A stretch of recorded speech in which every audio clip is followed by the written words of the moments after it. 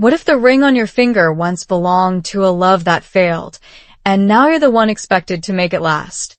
In this slow, real English story, I share how a simple second-hand ring forced me to face love, doubt, and my own fears in everyday life in the United States. If you've ever felt like giving up on love, on yourself, or even on learning English, this story might quietly change how you see your future. Second-hand ring question. You don't usually think about that when someone smiles at you and says, "This is for you." You don't imagine history sitting quietly inside a small circle of metal. You just see something shiny, something meaningful, something that looks like a beginning. That's exactly what I thought until I looked closer. Let me tell you something strange. Your brain loves simple stories. New ring, new love, new life. Clean, easy. Almost like a movie. But real life? It doesn't delete old files. It just layers them. And sometimes, you don't even realize you're stepping into someone else's unfinished chapter until you feel uncomfortable for no clear reason. I was living a calm life. Nothing dramatic. Just normal days, quiet routines, and a relationship that felt safe, at least on the surface. You know that kind of life, right? Not perfect, but stable enough that you stop asking questions. And maybe that's where the problem begins. Because when life is fine, you stop looking deeper. The day he gave me the ring, everything felt warm. He didn't say anything complicated. Just a soft voice, a small smile, and that look people give when they're trying to be honest, but also a little afraid. "It's not new," he said. That was it. Just 4 words. And somehow, those 4 words stayed louder in my mind than everything else. At first, I told myself it didn't matter. A ring is just a ring, right? People reuse things all the time. Cars, houses, furniture. Why not a ring? In the United States, practicality is normal. People don't always attach heavy meaning to objects the same way. It's efficient. It's logical. But emotions? They don't follow logic. That night, I couldn't stop thinking. Not in a dramatic way. No tears, no big reaction. Just a quiet loop in my head. Who wore it before me? What did it mean to her? Why did it end? And the most uncomfortable question of all, am I just next? Here's something interesting about your brain. Psychologists call it emotional residue. When you know something has a past, your mind starts filling in the blanks, even if you don't have real information. It creates stories. And those stories feel real enough to change how you see everything. So suddenly, the ring wasn't just metal anymore. It became a question. A test. A shadow. The next morning, everything looked the same. Same kitchen. Same coffee. Same sunlight coming through the window. But something felt slightly off. Like when your phone screen has a tiny crack, you can still use it, but you can't unsee it. He acted normal. Kind attentive, even a little more careful than usual. And that made it worse. Because now I was wondering, is he careful because he loves me, or because he's afraid of losing again? You see how the mind works? It doesn't stay still. It keeps digging. And here's the part no one tells you. Doubt doesn't arrive loudly. It doesn't knock on your door and say, "Hey, I'm here to ruin your relationship." It slips in quietly, like background noise, until one day you realize it's all you can hear. I remember standing in front of the mirror, looking at the ring on my finger. It fit perfectly. Almost too perfectly. And that thought hit me again. This wasn't made for me. It was chosen once, given once, loved once, and then returned to life. Kind of like him. Kind of like me, too, if I'm being honest. Because, let's be real for a second, none of us come into relationships completely new. We all have pasts. Old stories. Old mistakes. Old versions of ourselves that didn't work out. But here's the difference. Most of those things are invisible. This one? I could see it every day. Now, if you've ever tried learning English or anything new, really, you know this feeling. You understand more than you can say. You feel more than you can express. And that gap, it creates frustration. That was me. I had emotions I couldn't fully explain. Not to him. Not even to myself. I wanted to ask questions, but I didn't know how to ask them without sounding insecure. Or worse, ungrateful. So I stayed quiet. And silence, by the way, is very creative. It fills itself with assumptions. Days passed. Small moments started to feel heavier than they should. A simple conversation. A casual memory he mentioned. Even a way he paused sometimes, like he was choosing his words carefully. Was he protecting me? Or protecting something else? Here's something I learned later, something I wish I knew earlier. In many American relationships, honesty is valued more than perfection. People don't expect you to be flawless. They expect you to be real. But when you're not used to that, when you come from a place where emotions are often hidden, controlled, or softened, being real feels dangerous. So instead of asking directly, I observed. Instead of speaking, I listened. Instead of confronting, I imagined. And imagination, when mixed with insecurity, is like giving your brain a paintbrush and no instructions. It will create something. And trust me, it's rarely a masterpiece. One evening, we were sitting together doing nothing special. Just quiet. Comfortable. Or, at least it looked comfortable from the outside. He reached for my hand. His fingers touched the ring. And for a second, just 1 second, his expression changed. Very small. Almost invisible. But I saw it. And that's when the question came back, stronger than ever. What if this isn't just my beginning? What if I'm standing in the middle of someone else's ending? That thought didn't break me, but it stayed. And sometimes, the things that don't break you immediately are the ones that change you slowly. So, if you're watching this, maybe you've felt something similar. Not with a ring, maybe, but with a situation that feels slightly borrowed. Slightly uncertain. Like you're building something on top of a story you didn't start. And the real question isn't about the past. It's this. Can you create something new from something that already has history? Or will that history quietly decide your future for you?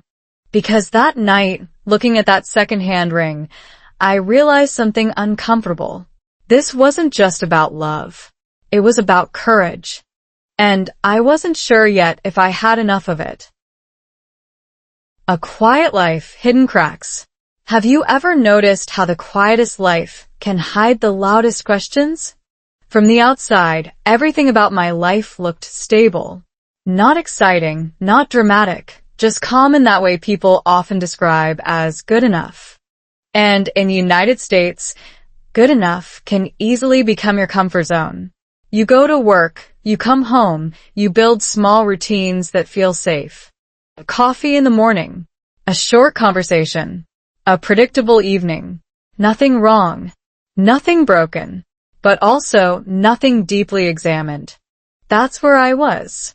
If someone asked me, "Are you happy?" I would have said yes without thinking. Not because I was completely sure, but because I didn't want to look closer. You know that feeling, right? When life is quiet and you're afraid that if you ask too many questions, you might hear answers you're not ready for. So instead, you stay busy. You scroll. You smile. You say, "I'm fine." And your brain agrees just enough to keep you moving.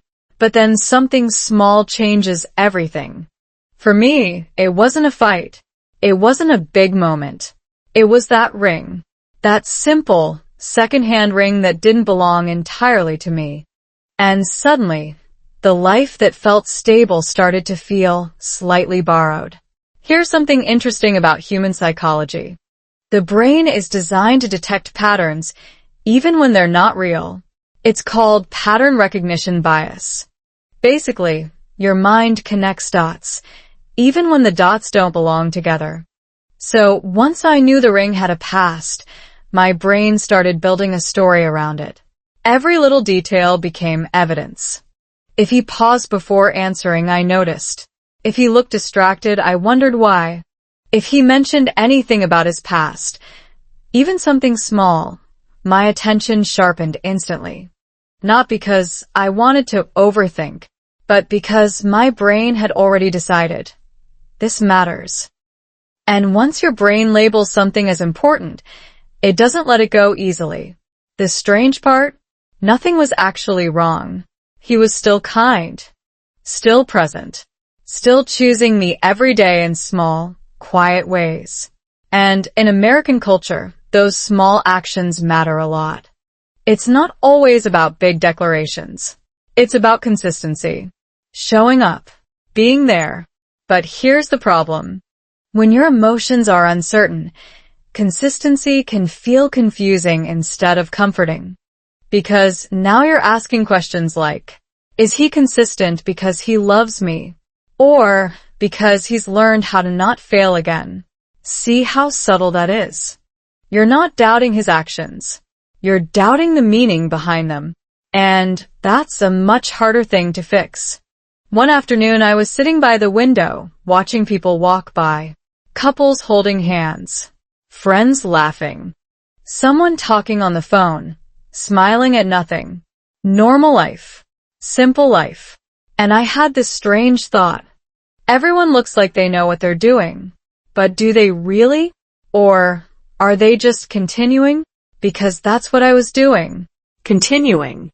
Moving forward without fully understanding what I was carrying with me. The ring felt heavier that day. Not physically. Emotionally. It's funny how objects can do that. A small piece of metal suddenly becomes a symbol, a story, a question you can't ignore. And the more you try to ignore it, the louder it becomes.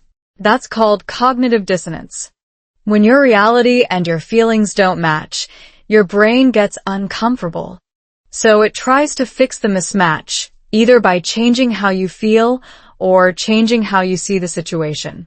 I tried both. I told myself, it's just a ring. It doesn't matter.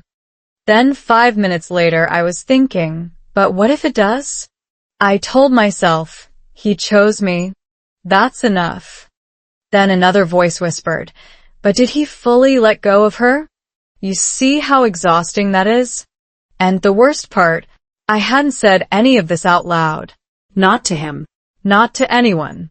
Just me and my thoughts, going in circles. Here's something I didn't expect about living in the United States. People talk. A lot. About feelings, about relationships, about boundaries. They ask direct questions like, what do you need? Or, how do you feel about this? And when you're not used to that, it feels uncomfortable. Almost too open. Like standing in a room with no walls. So instead of learning from that openness, I did the opposite. I stayed quiet. Because silence feels safe, at first. But silence also creates distance. And distance, even a small one, can grow quickly if you don't notice it. One evening, we were cooking together. Nothing special. Just a simple meal. He was talking about something from his day, something light, something normal. I nodded. I smiled. I responded at the right moments. But inside, I wasn't there.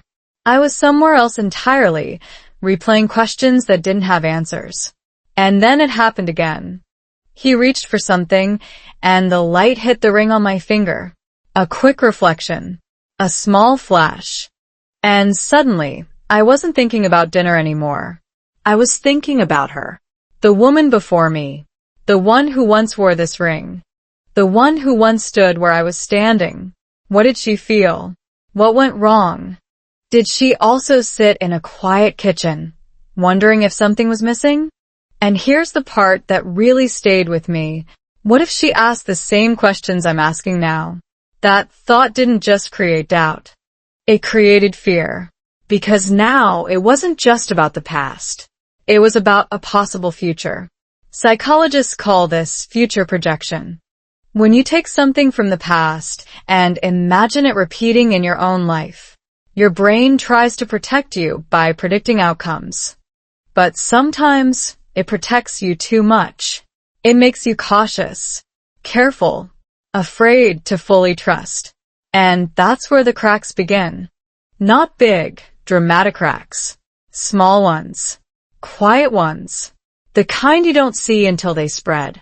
So there I was, living a calm life, in a comfortable space, with someone who cared about me, and still feeling like something wasn't completely mine. Not the relationship, not the story, not even the ring. And maybe you felt that too. Not necessarily with a person, but with a situation. A job. A dream. A version of your life that looks right, but doesn't feel fully yours. Like you're stepping into something already in progress. And you're not sure if you're continuing it or replacing it. Because the truth is, stability can hide a lot of things. It can hide questions. It can hide doubts. It can even hide fear. But it can erase them. And sooner or later, something small will bring them to the surface. For me, it was a secondhand ring. And I was just starting to realize this wasn't going to stay a quiet question forever. When love feels incomplete. Have you ever been in a relationship that looks right but feels slightly unfinished? Not broken. Not wrong. Just incomplete. Like a sentence that ends without a period. You can read it. You can understand it. But something inside you keeps waiting for the final word. That's exactly where I found myself. From the outside. Everything still made sense. We laughed. We shared meals. We had routines that felt natural, almost automatic. If someone watched us, they would probably say, they're good together. And maybe we were. But here's the strange part about emotions. They don't care about what looks good. They care about what feels true. And something didn't feel completely true anymore. It wasn't something he did. That's what made it confusing. He didn't change. He didn't become distant or cold. If anything, he was more patient, more attentive, more careful with his words. And somehow that made me more uncomfortable. Because now I wasn't just feeling uncertain. I was feeling guilty for feeling uncertain. You see how complicated that is? You're in a good situation, but your emotions don't match it. And your brain starts asking, what's wrong with me? That question is dangerous. Because instead of exploring the situation, you start doubting yourself. I remember one morning very clearly. The sunlight was soft, everything was quiet, and for a moment, I felt peaceful. Really peaceful. The kind of calm that makes you think, maybe I was overthinking everything. And then he smiled at me. Just a simple, warm smile. And instead of feeling comfort, I felt a pause. A tiny hesitation inside me. Like my emotions needed a second to catch up. That was new. And honestly, that was scary. Because when your heart starts hesitating in moments that should feel easy, you begin to question everything. Not loudly. Not dramatically. Just quietly. Slowly. Relentlessly. Here's something I learned later, but didn't understand at the time. Psychologists call it emotional incongruence. It happens when your internal feelings don't match your external reality. Everything seems fine, but inside, something feels off. And your brain hates that mismatch. So it tries to fix it. It starts analyzing, comparing, searching for reasons. And if it doesn't find clear answers, it creates them. That's when the ring came back into focus. Not as an object, but as a symbol. A reminder that this relationship didn't start from zero. It started from somewhere else. Somewhere I couldn't fully see. And maybe couldn't fully understand. One evening, we were sitting on the couch, watching something neither of us was really paying attention to. The room was quiet, the kind of quiet that feels comfortable when everything is okay. But this time, it felt heavy. I looked at my hand, at the ring, and I had this thought I couldn't ignore anymore. What if I'm not the beginning of this story, just the continuation? That question didn't just stay in my head. It settled into my chest. And from that moment, something changed.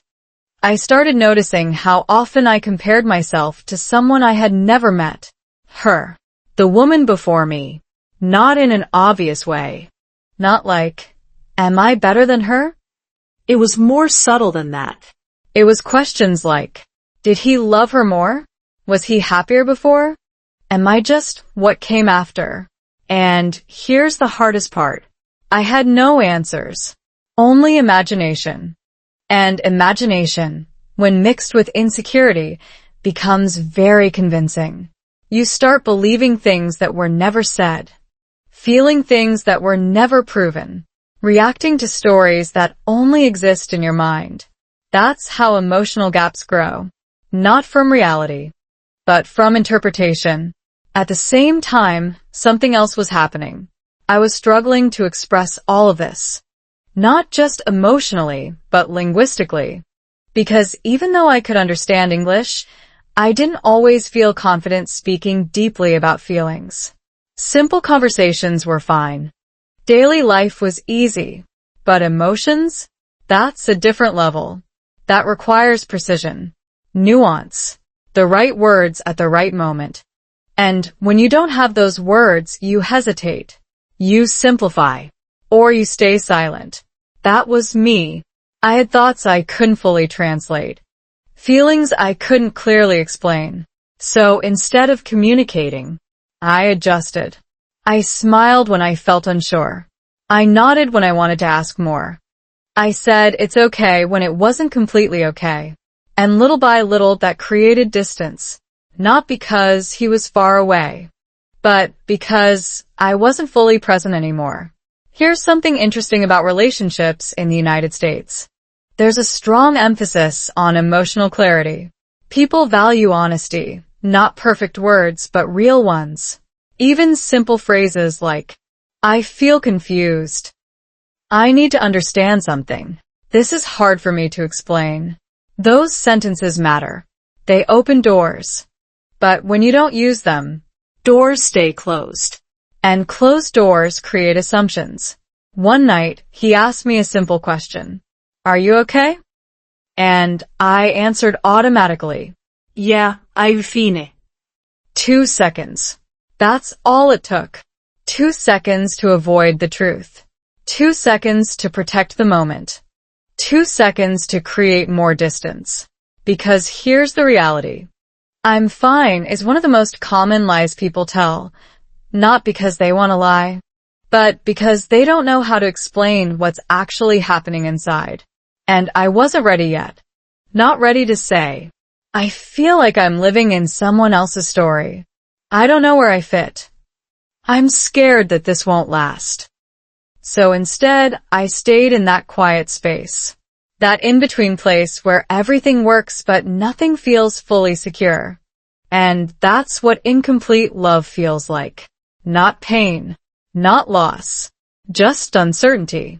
A soft, constant question in the background. And the longer it stays there, the louder it becomes. Because eventually, you can't ignore it anymore. You have to choose. Either you face the question, or you let it slowly change how you see everything. And at that point, I was still hoping something would make the answer clear.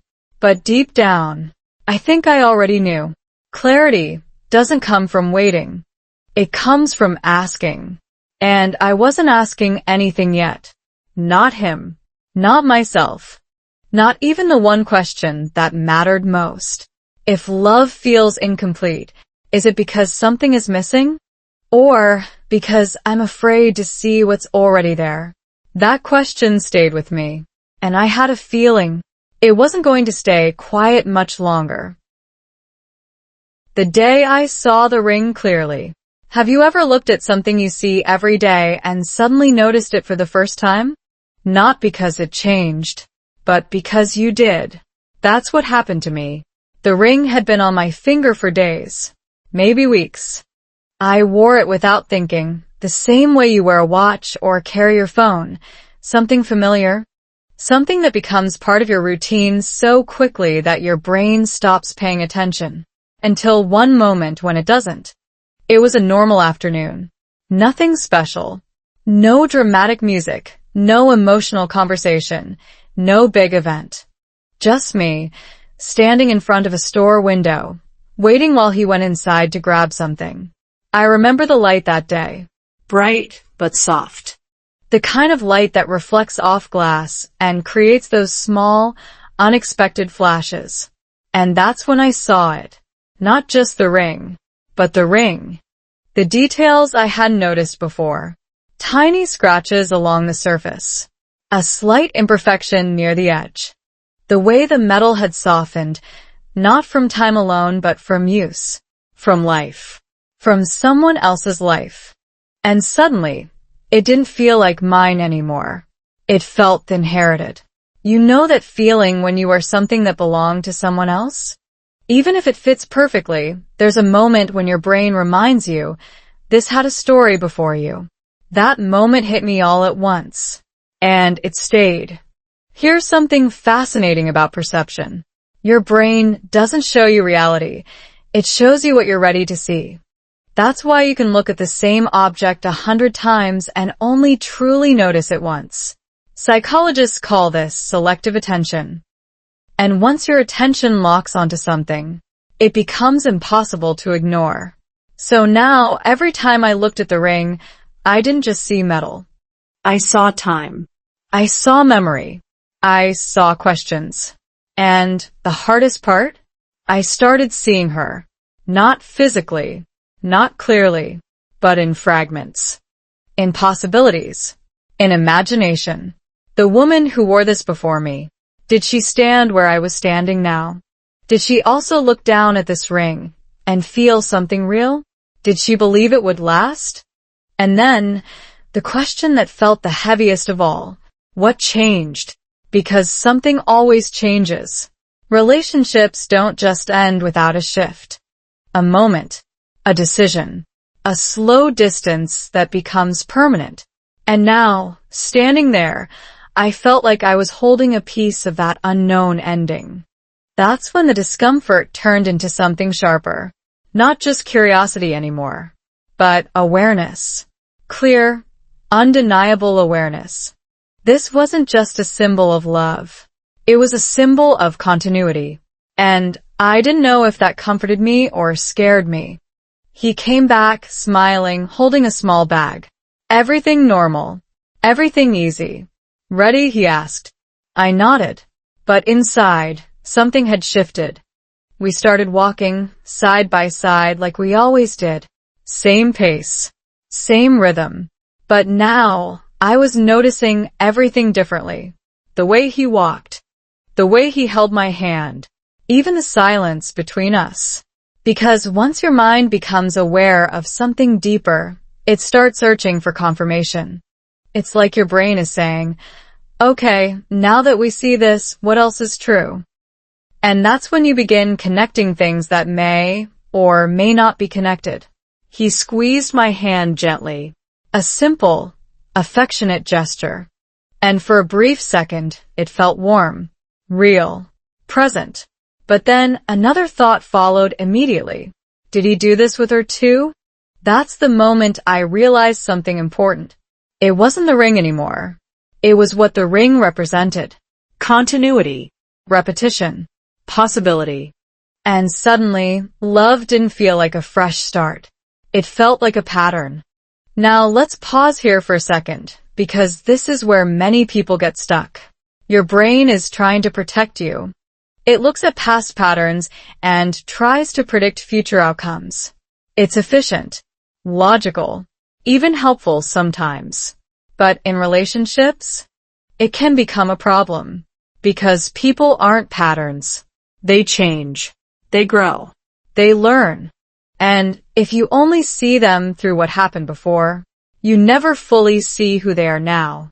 But understanding that logically and feeling it emotionally, two completely different things. That afternoon, we stopped at a small place to sit. Nothing fancy. Just a bench, a quiet space, people passing by. life moving forward, as it always does. He started talking about something light again. Work, a random story, something simple. And I listened. But this time, I was also watching. Not in a suspicious way. In a curious way.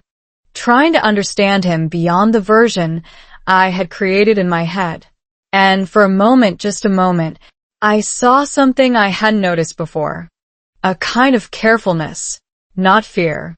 Not hesitation. But awareness. Like someone who had learned from something. Like someone who didn't want to repeat the same mistake. And that realization surprised me. Because all this time I had been asking, am I just part of his past continuing? But I hadn't asked.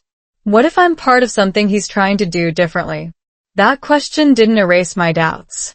But it changed their direction. Instead of looking backward, I started looking at the present, at what was actually happening, at who he was with me. And here's something subtle but powerful I began to understand. In American culture, especially in relationships, people often carry their past openly, not to hold on to it, but to learn from it. They don't always hide it. They integrate it. And that can feel uncomfortable if you're not used to it.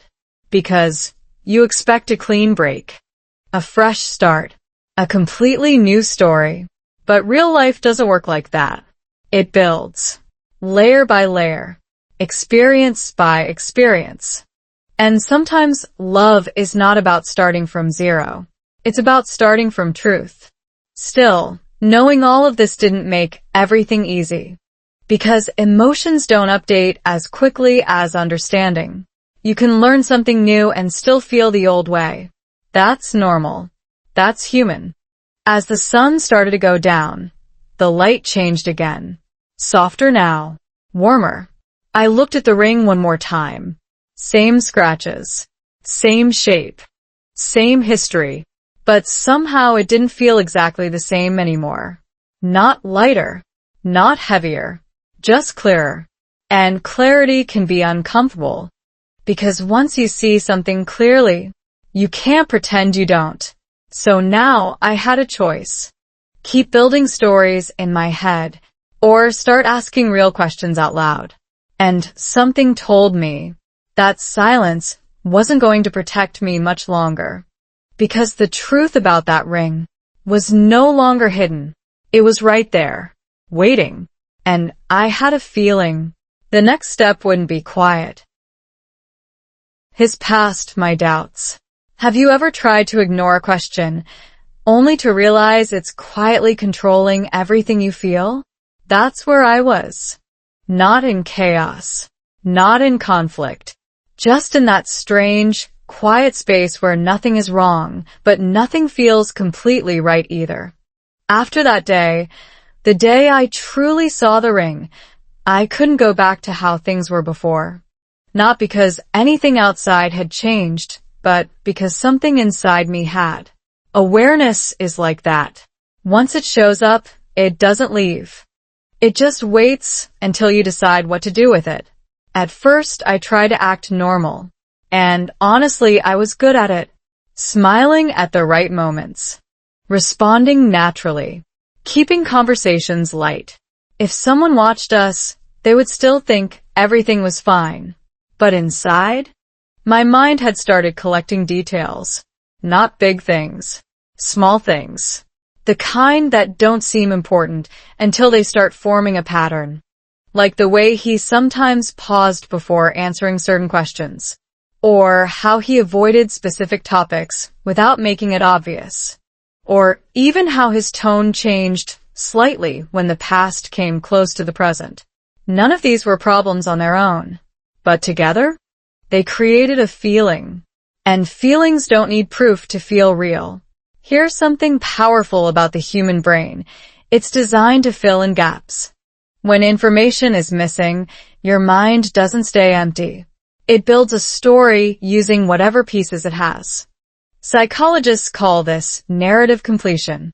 Basically, your brain hates unfinished stories, so it finishes them for you. And that's exactly what mine was doing. I didn't know the full story of his past. So I created one. Not intentionally, not dramatically, just quietly, piece by piece.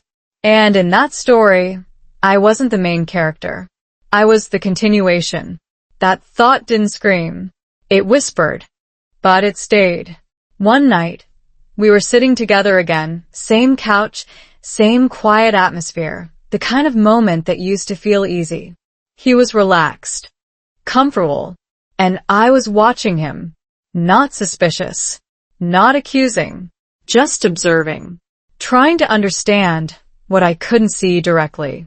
And then he said something simple. I've learned a lot from before. That was it. A normal sentence. Casual. Almost effortless. But to me, it was like opening a door I had been staring at for days. Before. That word again. That invisible space I had been imagining, now suddenly acknowledged. I nodded like it was no big deal. Yeah, I said softly. But inside, everything shifted. Because now it wasn't just my imagination anymore. There was something there. Something real. Something that had shaped him. And the questions came back, faster this time. What exactly did he learn? What happened that changed him? And most importantly, what part of that past was still here with us? Here's where things get complicated. When you don't ask direct questions, your brain creates indirect conclusions. You start interpreting instead of understanding, assuming instead of knowing. And the more intelligent you are, the more convincing your assumptions become. That's the trap. I remember later that night, lying in bed, staring at the ceiling. He was next to me, asleep, breathing slowly, peacefully. And I was wide awake. Not because I was upset, but because I was thinking. And thinking and thinking and thinking. You know that feeling, right? When your body is tired, but your mind refuses to rest. That's what overthinking looks like. Not dramatic. Just persistent. And in that quiet space, one question became louder than the rest. What if I'm trying to build something new with someone who hasn't fully let go of the old? That question didn't feel unfair. It felt reasonable.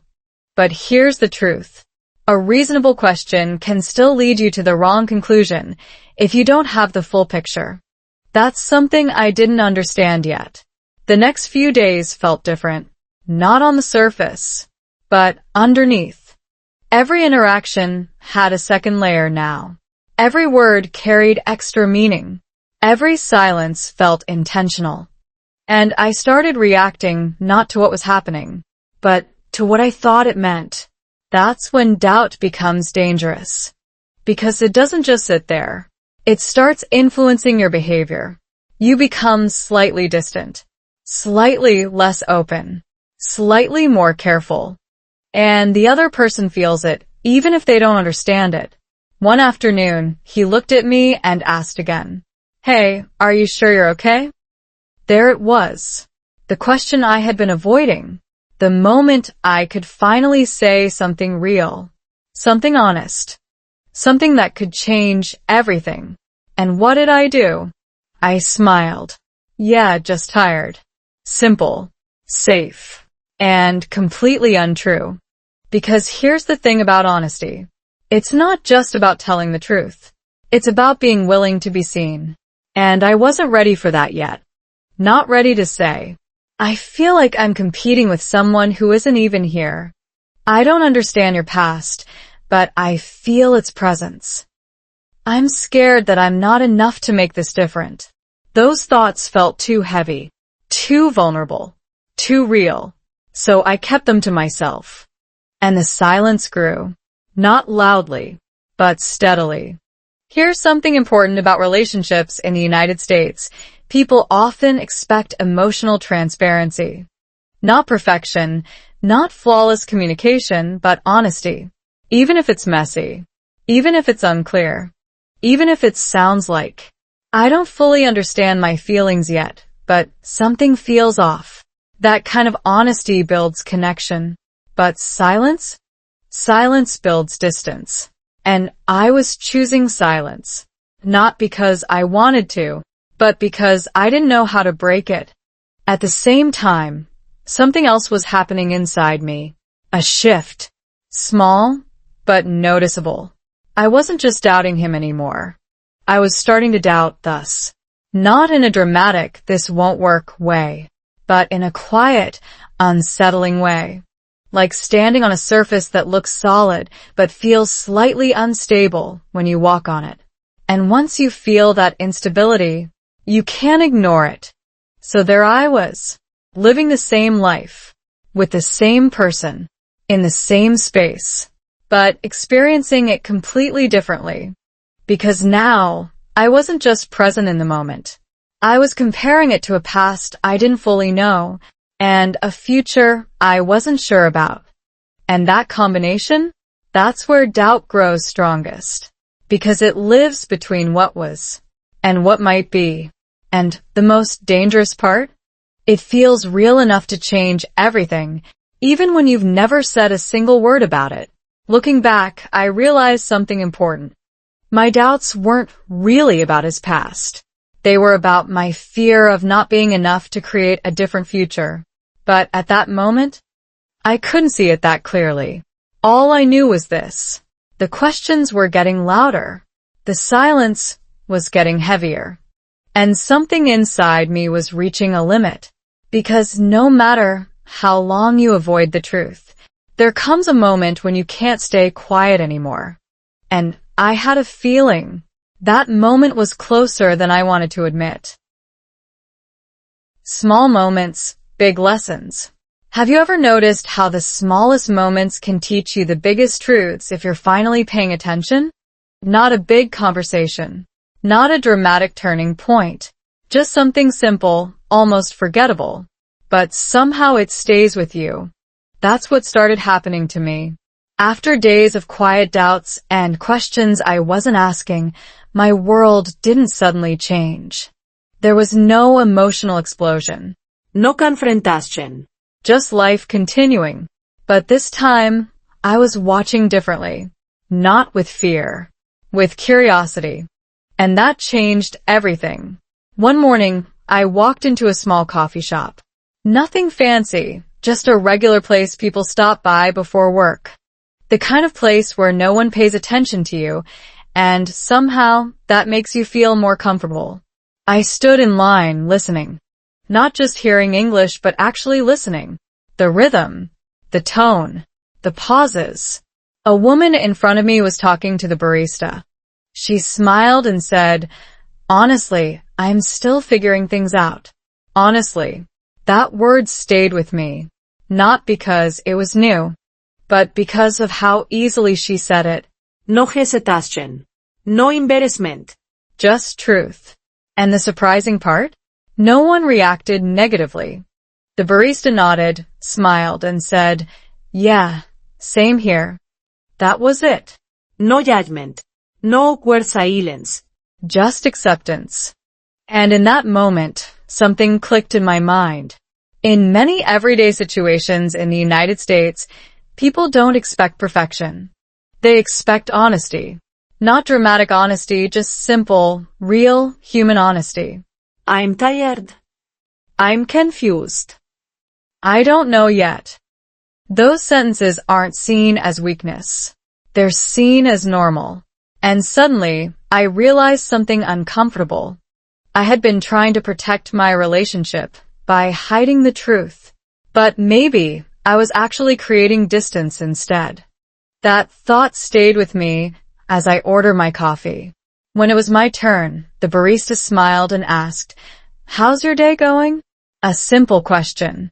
One I had answered 100 times before. Good. I almost said automatically. But this time I paused. Just for a second. And then I said something slightly different. "It's a little confusing today." My voice wasn't perfect. My grammar wasn't perfect. But it was real. And you know what happened? She didn't look surprised. She didn't ask too many questions. She just smiled gently and said, "I get that. That's it." And somehow that felt like a release. A small one, but real. Here's something interesting about communication. It's not just about vocabulary or grammar. It's about emotional accuracy. Saying what you actually feel, even if the sentence isn't perfect. And that's something I had been avoiding. Not because I couldn't speak English, but because I wasn't ready to be vulnerable. That morning didn't change everything. But it changed something. It showed me that expressing a feeling, even a simple one, doesn't destroy connection. It creates it. Later that day, something else happened. I was walking through a park, just thinking, letting my mind move without trying to control it. And I saw a couple sitting on a bench. They weren't talking. Not in a romantic, perfect way. More like a real way. The woman looked slightly frustrated. The man looked like he was listening carefully. And then she said something I'll never forget. I don't know why I feel this way, but I do. That sentence hit me. Because it was honest. Incomplete. Imperfect. But completely real. And again, the man didn't react badly.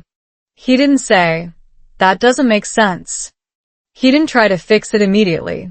He just nodded and said, "Okay, let's figure it out. Let's figure it out. Not alone. Together." That's when I realized something I hadn't understood before.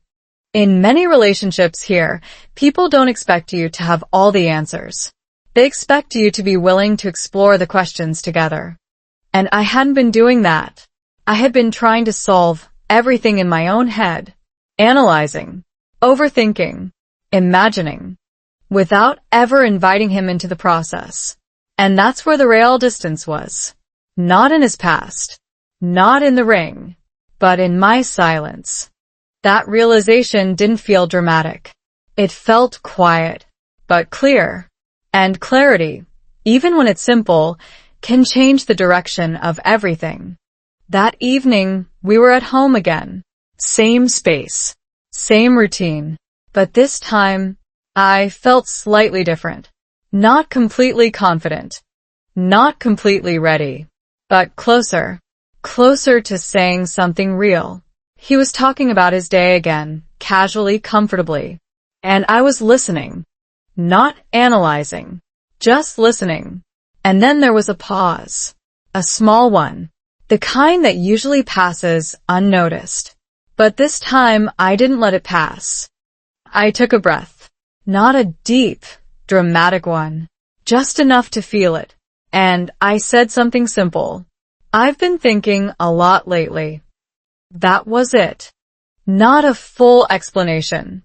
Not a heavy conversation. Just an opening. He looked at me. Not confused. Not defensive. Just attentive. And in that moment, I realized something important. The fear I had been holding on to, it wasn't about his reaction. It was about my own hesitation. Because once you say something real, you can't take it back. But you also can't stay stuck in silence anymore. That's the trade-off. And maybe that's the growth. Here's the truth I started to understand that day. Big changes don't always come from big moments. Sometimes they come from small decisions. Like choosing to say, "This feels confusing. I don't understand this yet. I want to talk about something." Those small sentences, they open doors. Doors that overthinking keeps closed. Doors that silence slowly locks. And once they're open, everything starts to shift. Not instantly. Not perfectly. But honestly. And honesty, even in small amounts, has a way of changing everything. So that night, sitting there, after days of questions, doubts, and quiet tension, I realized something simple. I didn't need perfect words. I didn't need complete answers. I just needed to start. Because the truth about that ring, the truth about his past, the truth about my feelings, none of it would become clearer until I was willing to speak. And for the first time, I felt like I might actually do it. Words I struggled to say. Have you ever held a sentence inside your chest so long that it starts to feel heavier than silence itself? Not because it's complicated, but because once you say it, everything might change. That was me. Sitting there that night, after days of thinking, observing, and quietly learning from small moments, I knew something had shifted inside me. Not completely, not perfectly, but enough to make silence feel uncomfortable. And that's when you know it's time. Not when you're ready, but when you can't stay the same anymore. He was sitting across from me, relaxed, unaware of the storm I had been carrying. The room was calm, Familiar. safe, which made it harder, because breaking silence in a peaceful moment feels almost wrong, like interrupting something that isn't broken. But here's the truth. Silence doesn't mean everything is okay. Sometimes it just means nothing has been said yet. I looked at him, then at the ring, then back at him again, and my mind started doing what it always does. Overthinking. What if I say this wrong? What if he misunderstands me? What if I sound insecure? What if I create a problem that doesn't exist? That last one stayed with me, because it felt logical. Maybe I was overreacting. Maybe I was creating meaning where there was none. Maybe I should just let it go. But then another voice, quieter but stronger, said, if it didn't matter, you wouldn't still be thinking about it. That's the thing about real feelings. They don't disappear just because you ignore them. They wait. And the longer you wait, the louder they become. Here's something interesting about language learning that no one talks about enough. It's not just about knowing words. It's about trusting yourself to use them in moments that feel emotionally important. And those are the hardest moments, because your brain isn't just translating language. It's translating vulnerability. So I sat there, trying to find the perfect sentence. Something clear. Something calm. Something that wouldn't sound too emotional, but also not too distant. And the more I tried to make it perfect, the harder it became to say anything at all. That's when I remembered something simple. From that coffee shop. From that woman in the park. People don't need perfect words. They need real ones. So instead of searching for the perfect sentence, I chose a true one. I don't know how to say this exactly. I paused. Not because I forgot the words, but because I felt them. But I think I've been feeling a little confused. There it was. Not perfect. Not detailed. But honest. And the moment it left my mouth, everything felt different. Not lighter immediately, but real. He didn't interrupt. He didn't react quickly. He just looked at me, listening, fully present. And that surprised me, because all this time I had imagined reactions. Defensiveness, confusion, maybe even frustration. But none of that happened. Instead, there was space. And in that space, I felt something I hadn't felt in days. Safe enough to continue. It's not about something you did, I added quickly. And I don't even fully understand it myself yet. Another pause. This one softer. I think it's about the ring. There. The word I had been avoiding. The symbol of everything I didn't know how to explain. And now it was out. In the open. No longer just in my head. And something interesting happened in that moment. The fear didn't disappear, but it stopped growing. Because once something is spoken, it becomes real in a different way. Not imagined. Not exaggerated. Just real. He looked at the ring. Then back at me. And for a second, I saw something in his expression. Not guilt. Not defensiveness. Something else. Recognition. Like he understood more than I expected. I was wondering if that might be on your mind, he said quietly. That sentence surprised me, because it meant one thing I hadn't considered. I wasn't the only one thinking about it. And suddenly the situation shifted again.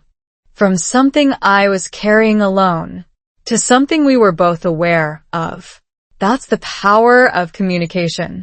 It doesn't solve everything instantly, but it changes the structure of the problem.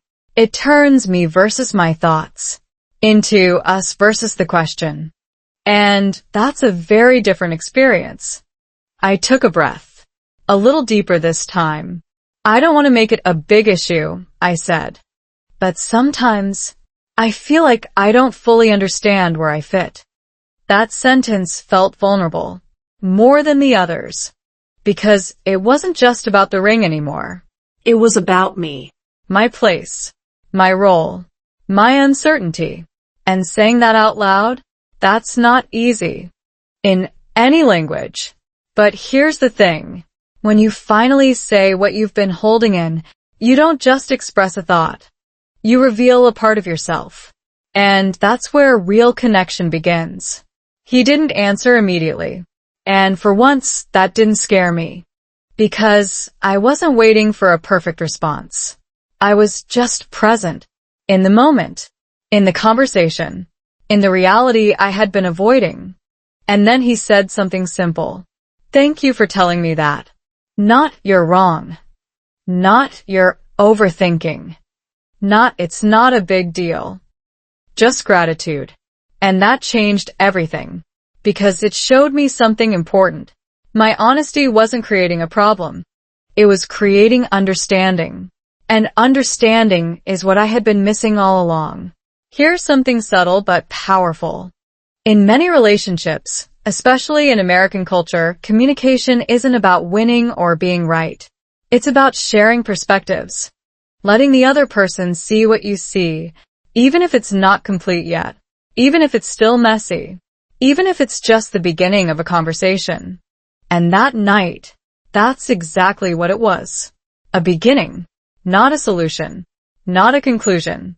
Just the first real step. And surprisingly, that was enough. Because for the first time since I received that ring, I didn't feel alone with my thoughts. I didn't feel like I had to figure everything out by myself. I didn't feel like I was standing in someone else's story, without a voice. I had spoken. And that changed something inside me. Not everything, but something important. And as I sat there listening to him, feeling the quiet shift in the air, I realized one simple truth. The hardest part was never the past.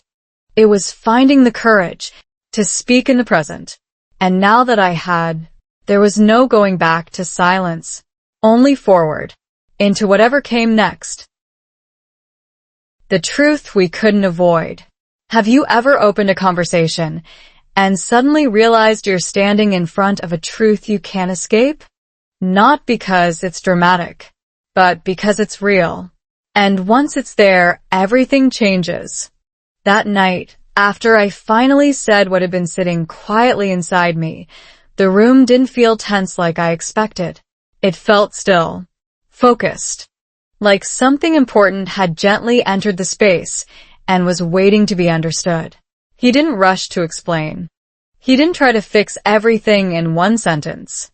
He just looked at me, and for the first time, I felt like we were both looking at the same thing. The ring.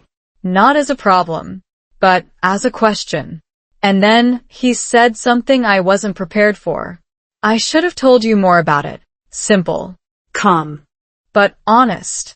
That sentence alone shifted something inside me.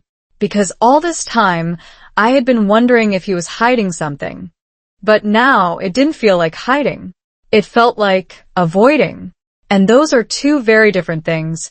Hiding is about intention. Avoiding is about discomfort. And suddenly, I understood that maybe this wasn't just hard for me. It was hard for him too. I didn't think it would matter this much, he continued. I thought it was just a ring. There it was again. That difference in perspective. To him, it was practical. To me, it was emotional. And neither of us was wrong. That's something I didn't fully understand before. In relationships, especially in a place like the United States, Where people come from so many different cultural backgrounds, two people can look at the same thing and see completely different meanings. Not because one is right and the other is wrong, but because they've lived different stories. I nodded slowly. I think I tried to tell myself the same thing, I said. That it didn't matter. I paused. But it did. Not loudly. Not dramatically. Just clearly.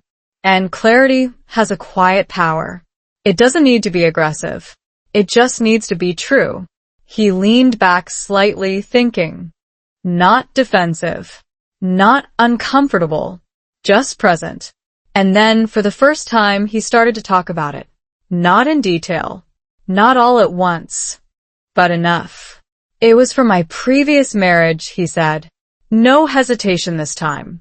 No kerfelevoidens. Just truth. And even though I already knew that, hearing it directly felt different. More grounded. More real. More final. There was a time when I thought that was my forever, he added. And that sentence hit me. Not because it was surprising, but because it was honest in a way I hadn't imagined before. Of course he thought it would last. Everyone does. No one starts something expecting it to end. And suddenly, something shifted in how I saw him. Not as someone carrying a past that threatened me, but as someone who had experienced something real and lost it.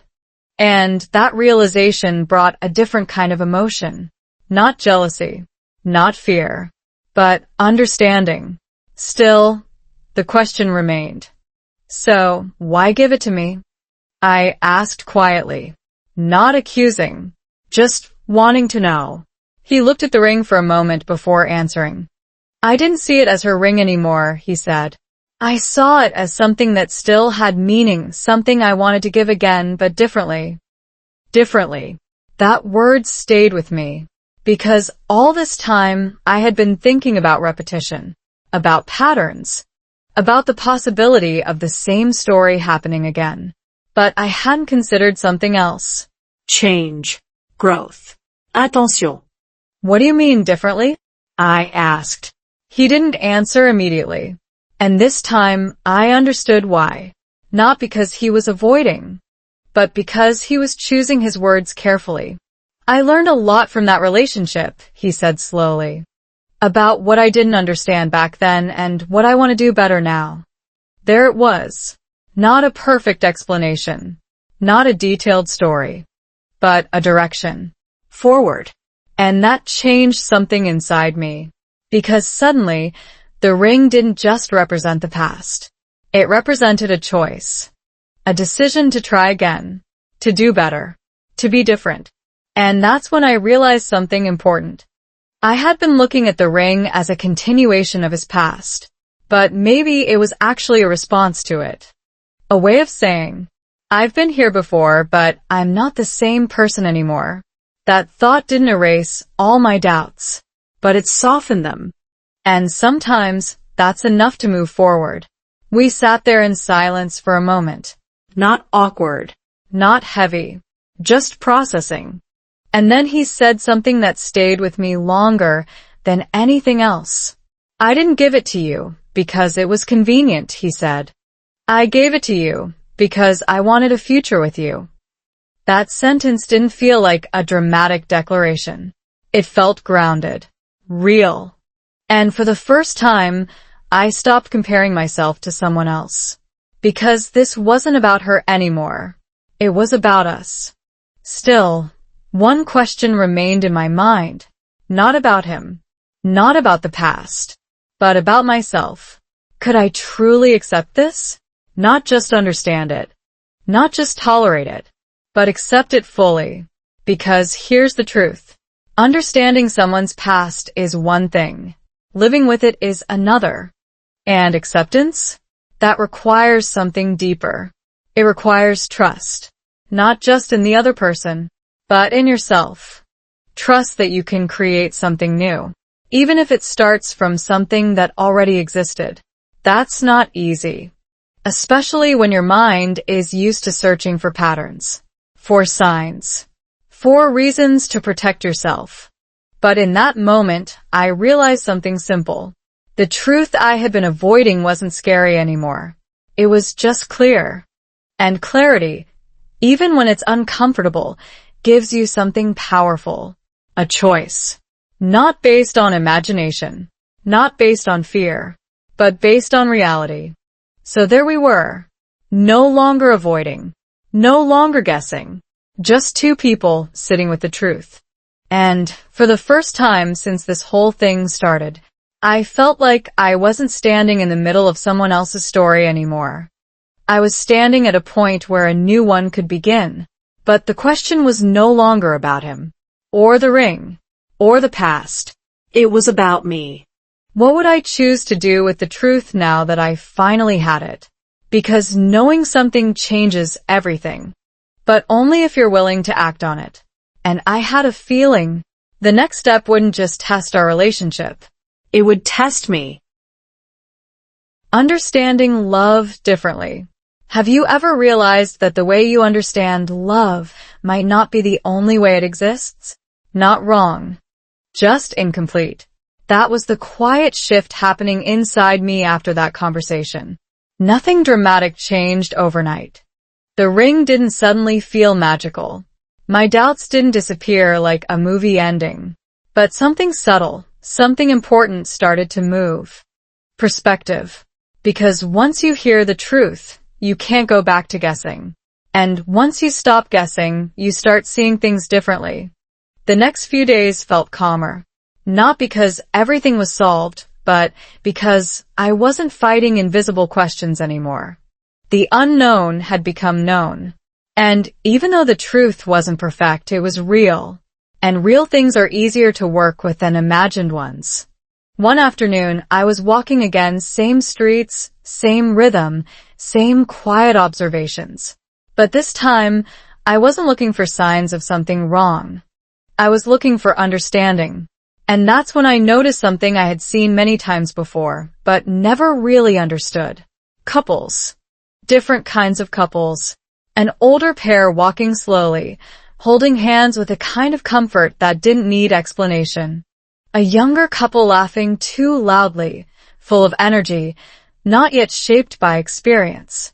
A pair sitting in silence, not speaking but not disconnected either. And suddenly a thought came to me. None of these relationships look the same. None of them follow one perfect pattern.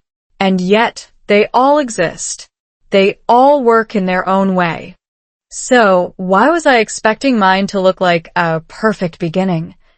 Why did I think love had to be new, untouched, completely free of history to be real? That idea didn't come from nowhere.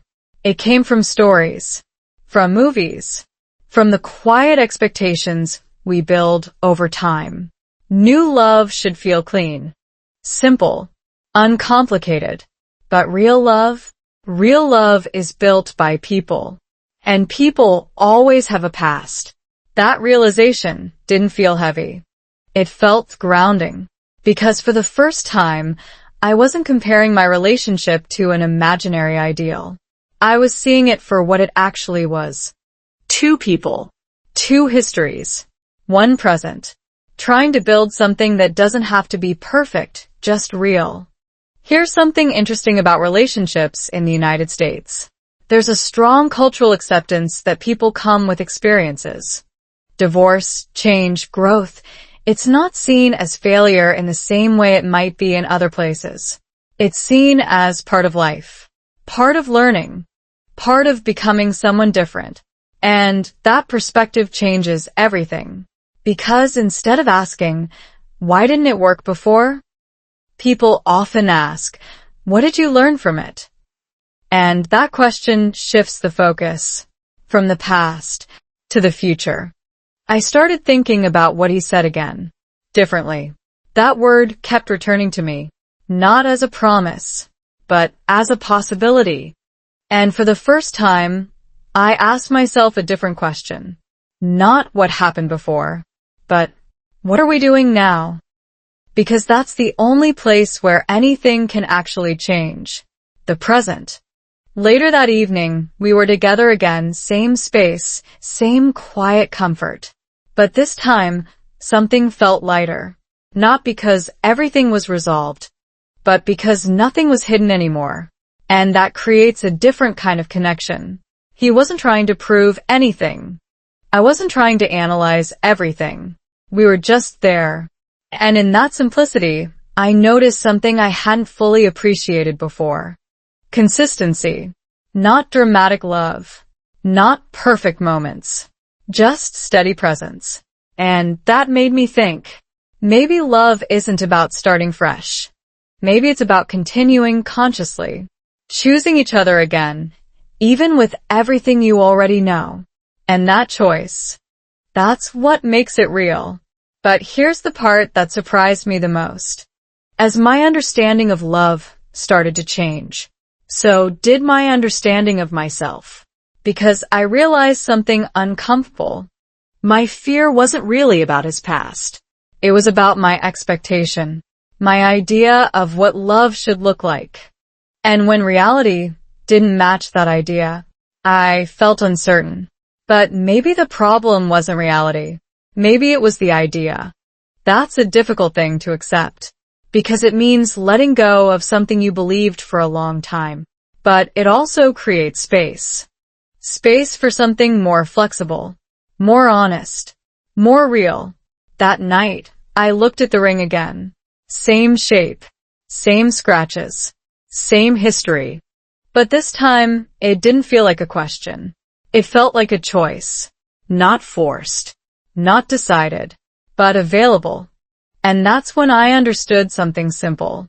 Love isn't defined by where it starts. It's defined by how you continue it. Still, understanding something doesn't mean you've fully accepted it. There's always a gap, a space between knowing and feeling. And crossing that space takes time. It takes small moments, small decisions, small shifts in how you see things. The next day, something unexpected happened. Nothing dramatic, just a conversation. A normal one.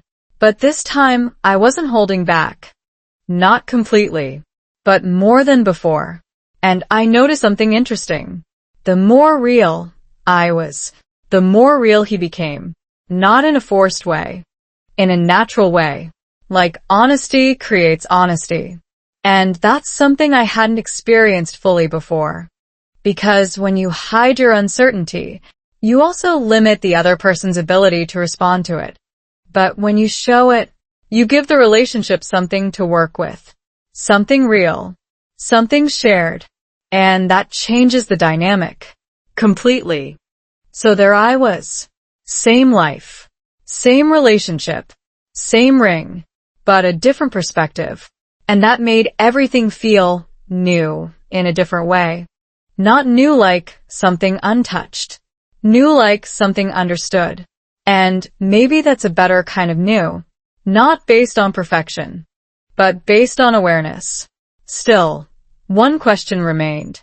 Not loud, not urgent, but present. Understanding love differently is one thing. Living it is another. Because at some point you have to stop analyzing, stop observing, stop questioning, and start choosing. Not based on fear, not based on the past, but based on what you're willing to build now. And I could feel that moment getting closer. That point where thinking wouldn't be enough anymore. Where I would have to decide. Not just what I believe about love, but what I'm willing to do for it. Because, in the end, love isn't just something you understand. It's something you choose. Again. And again. And again. And I wasn't sure yet what I was going to choose. Rebuilding trust slowly. Have you ever tried to rebuild something without knowing exactly where it broke? Not shattered. Not destroyed. Just slightly unstable. That's what trust felt like to me at that point. Not gone, but not completely solid either. And here's the tricky part. When something isn't clearly broken, you don't always know how to fix it. You just feel it. In small moments. In quiet pauses. In the way your mind still hesitates, even when your heart wants to move forward. After everything we talked about, after the truth was finally out in the open, I expected a clear shift. A moment where everything suddenly made sense, where my doubts would disappear, where the ring would feel completely mine. But real life doesn't work like that. Understanding is immediate. Trust is not. Trust moves slower. It doesn't follow logic. It follows experience. And experience takes time. The days that followed weren't dramatic. There were no big conversations, no emotional speeches, no clear "this is the turning point" moment. Just life. Simple. Ordinary. And that's where rebuilding began. Not in grand gestures, but in repetition. He made coffee in the morning. I noticed. Not because it was special, but because he did it every day. He asked how I was feeling. I answered a little more honestly than before. Not everything, but more. And that small shift, it mattered. Because trust doesn't rebuild through promises. It rebuilds through consistency. Here's something important I started to understand. Your brain doesn't trust words. It trusts patterns.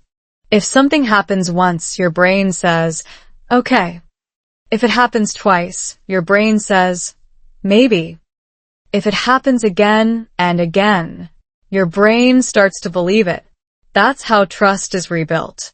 Not by one perfect moment, but by many small, reliable ones. One evening, we were cooking together again. Same kitchen. Same routine. But this time, I wasn't distracted by questions. I was present, watching, not analyzing, just observing what was real. He reached for my hand, like he always did. And this time, when his fingers touched mine, I didn't immediately think about the past. I felt the present. That surprised me, because it meant something had shifted. Not completely, but enough. Enough to create a new experience. And that's how change happens. Not all at once, but in moments you almost don't notice. Still, doubt didn't disappear completely. It showed up sometimes. Quietly. Unexpectedly. Like when he mentioned something from his past again. Or when I saw the ring in a certain light. Or when my mind had too much time to think. But this time it didn't take over. Because now, I had something stronger than imagination. I had reality. And reality was different from the stories I had created before. That's a powerful shift. Because once you start grounding yourself in what is actually happening, your fears lose some of their power. Not all, but enough to breathe. Here's something else I learned during this time. Rebuilding trust isn't just about trusting the other person. It's about trusting yourself. Trusting that you can handle uncertainty. Trusting that you can ask questions when you need to. Trusting that you won't stay silent when something matters. And that was new for me. Before, I thought trust meant feeling completely safe all the time. Now, I realize something different. Trust means feeling safe enough to face what's not certain. That's a big difference. One night, we were sitting together again, same quiet, familiar space. But this time, there was no tension. No unspoken questions filling the room. Just calm. And I realized something simple. The relationship hadn't changed dramatically. We had. The way we communicated. The way we listened. The way we allowed space for things that weren't perfect. That's what created the shift. Not a new beginning, but a better continuation. And the ring? It was still the same. Same history. Same story. But it didn't feel like a shadow anymore. It felt like part of a larger picture. Not the whole story. Just one piece of it. And that made it easier to carry. Because I wasn't trying to erase its past anymore. I was integrating it into something new. That's a word you hear a lot in the United States. Growth. But growth isn't always dramatic. Sometimes it looks like this. Choosing to stay present. Choosing to communicate.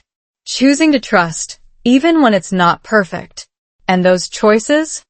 They build something stronger than perfection ever could. Still, there was one thing I hadn't fully faced yet. The decision. Because rebuilding trust is one thing.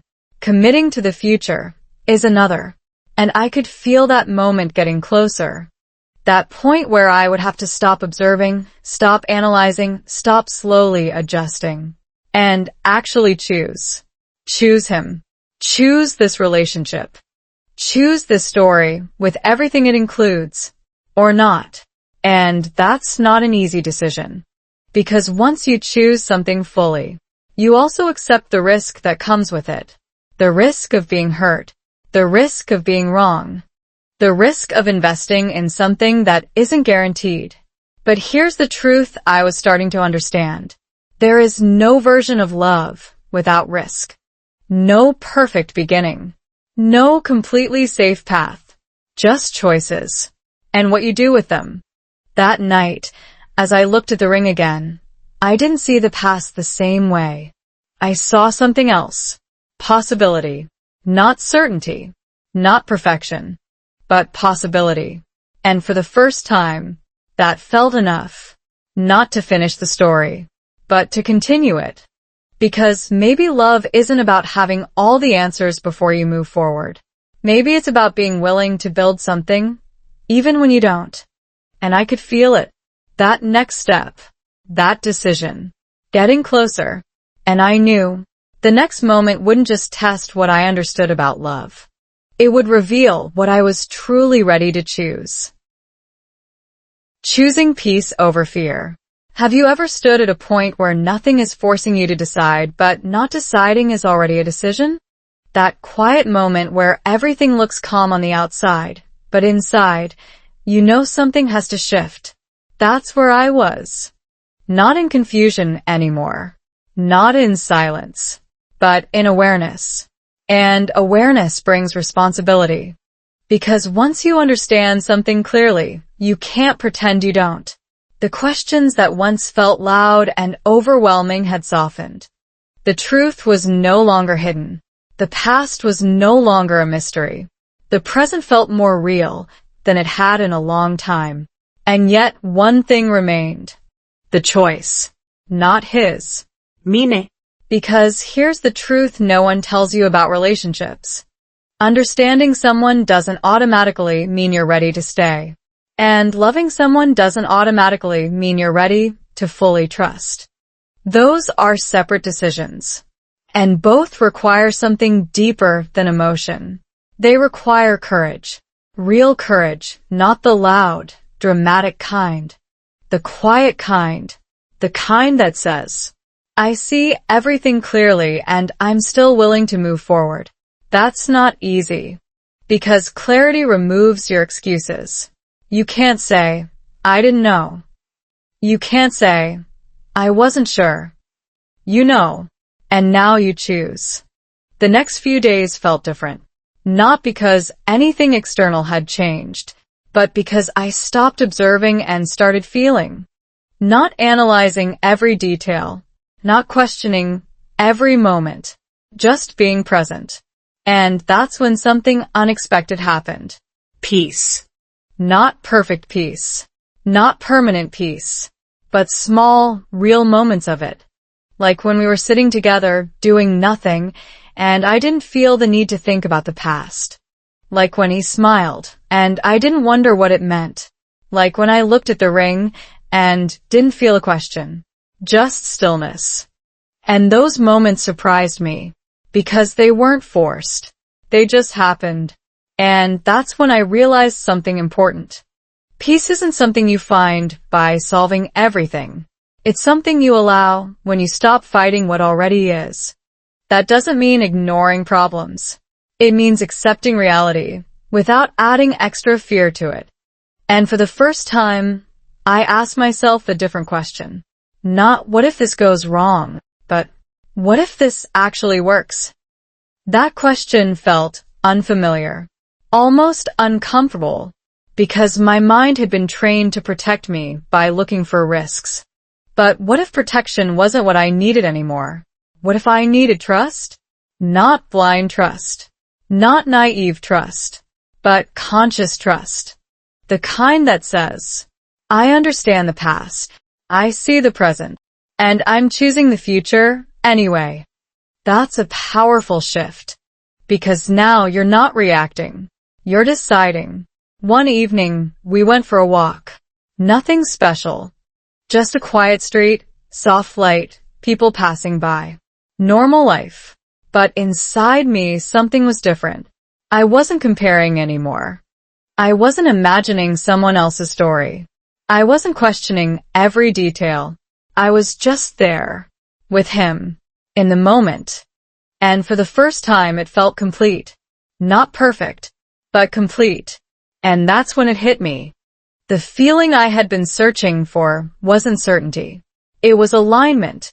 My thoughts, my emotions, my reality, all in the same place. And when that happens, things feel clear. Not easy, but clear. We stopped for a moment, just standing there. And he looked at me, not asking anything. Not expecting anything. Just present. And I realized something simple. He wasn't the one creating my fear. I was. Not intentionally. Not consciously. But through the stories I told myself. Through the doubts I repeated. Through the questions I never fully answered. And now, I had the chance to stop. Not by ignoring everything, but by choosing differently. I think I understand something now, I said quietly. He didn't interrupt. He just listened. I was afraid of your past, I continued. But I think I was more afraid of what it could mean for me. That sentence felt honest, clear, and lighter than I expected, because naming your fear takes away some of its power. I didn't want to feel like I was just continuing something, I added. I wanted something that felt like mine. There was a small pause. Not uncomfortable, just real. And then I said the one thing that mattered most. I think I can choose that now. Not I'm sure. Not I'm certain. Just, I can choose. And that's enough. Because love isn't built on certainty. It's built on choice. Repeated. Every day. In small ways. In quiet moments. In decisions that don't always feel dramatic, but matter deeply. He didn't give a big response. No long speech. No perfect words. Just a simple nod. And a soft, genuine smile. And somehow, that felt right. Because this wasn't about convincing each other. It was about understanding. And choosing. Together. Here's something I want you to think about. Fear feels powerful because it focuses on what might go wrong. But peace? Peace comes from focusing on what you're willing to build even with that risk. And that's the real decision. Not is this perfect? Not will this last forever? But am I willing to be here fully, honestly, without letting fear control me? That's the question that changes everything. And that night, standing there, I realized something simple. I didn't need a new story. I didn't need a perfect beginning. I just needed to choose this one without fear. And for the first time since this whole journey began, that felt possible. Not guaranteed. Not easy. But real. And sometimes real is all you need. Because once you choose peace over fear, you don't just change how you see the relationship. You change how you see yourself. And that's where the real story begins. A ring, a new story. What if the thing you were most afraid of was actually the beginning of something stronger than you imagined? Not perfect. Not simple. But real. That's where my story finally brought me. Not to a dramatic ending. Not to a moment where everything suddenly became clear forever. But to something quieter and somehow more powerful. A new understanding. A new choice. A new way of seeing something that had never changed on the outside. The ring. Same shape. Same history. Same quiet presence on my hand. and yet completely different, because I was different. And that's the part no one tells you. Objects don't change meaning on their own. We change the meaning we give them. For weeks, that ring had been a question, a symbol of doubt, a reminder of something I didn't fully understand. But now? It wasn't a question anymore. It was an answer, not about the past, but about me, about what I was willing to accept, what I was willing to build, what I was willing to believe. And that shift didn't come from one moment. It came from many small ones. From choosing to speak when it was easier to stay silent. From choosing to listen instead of assume. From choosing to understand instead of compare. From choosing peace over fear. That's how real change happens. Not all at once, but step by step, moment by moment, choice by choice. Life didn't suddenly become perfect after that. We still had normal days, busy days, quiet days, days where nothing special happened. But something important had changed underneath all of it, the foundation. Because now, we weren't building on assumptions anymore. We were building on truth. And truth, even when it's not perfect, is strong. One morning I noticed something simple. I was making coffee, like always. The light was coming through the window, soft and familiar. He was there, moving around, doing something small, something normal. And for a moment, everything felt peaceful. Not because there were no problems, but because there were no hidden ones. And that's a different kind of peace. A real one. I looked at my hand, at the ring, and for the first time, I didn't think about her. I didn't think about the past. I didn't think about what it used to mean. I thought about what it means now. And that's when it became clear. This wasn't a second-hand story. This was a second chance. Not just for him. For me too. Because I realized something important. I had been so focused on his past that I hadn't fully looked at my own fears, my own expectations, my own idea of what love should be. And once I saw that clearly, everything made more sense.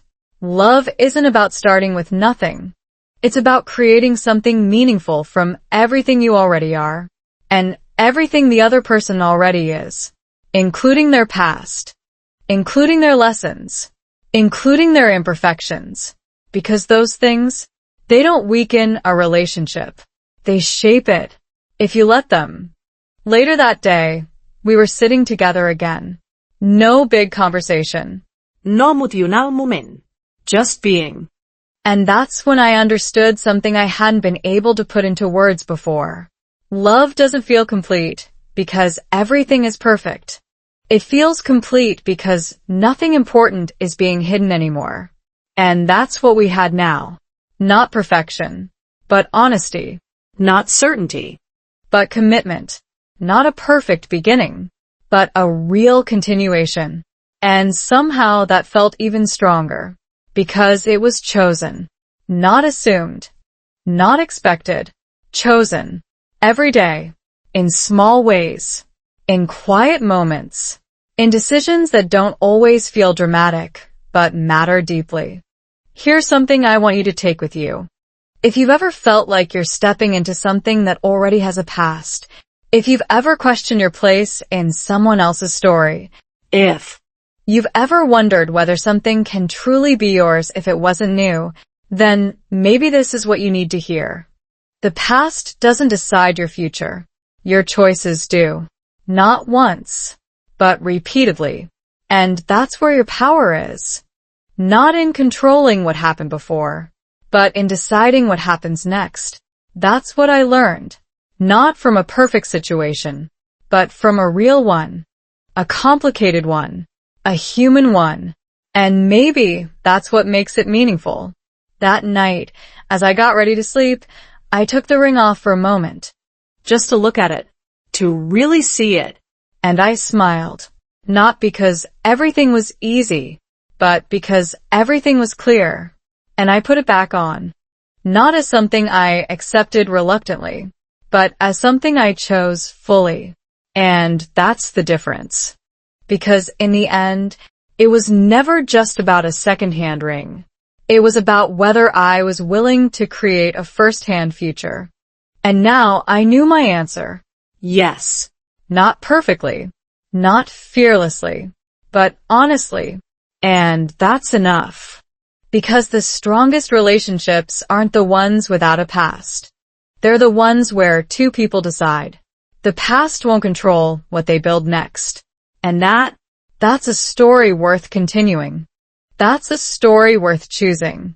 And maybe that's the kind of story you're ready to create too.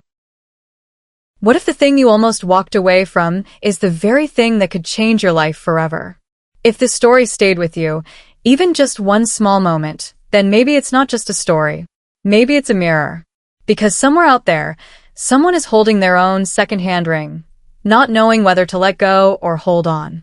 And here's the truth most people never say out loud. Your future is not decided by what came before you, but by what you choose to do next. So before you close this video, ask yourself quietly, what are you still afraid to choose? And what would happen if you finally did?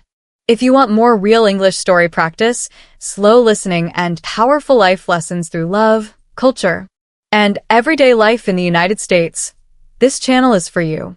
Subscribe now, stay with the journey, and let's keep learning English through real stories that actually mean something. Because the next story might be even closer to your life than you think.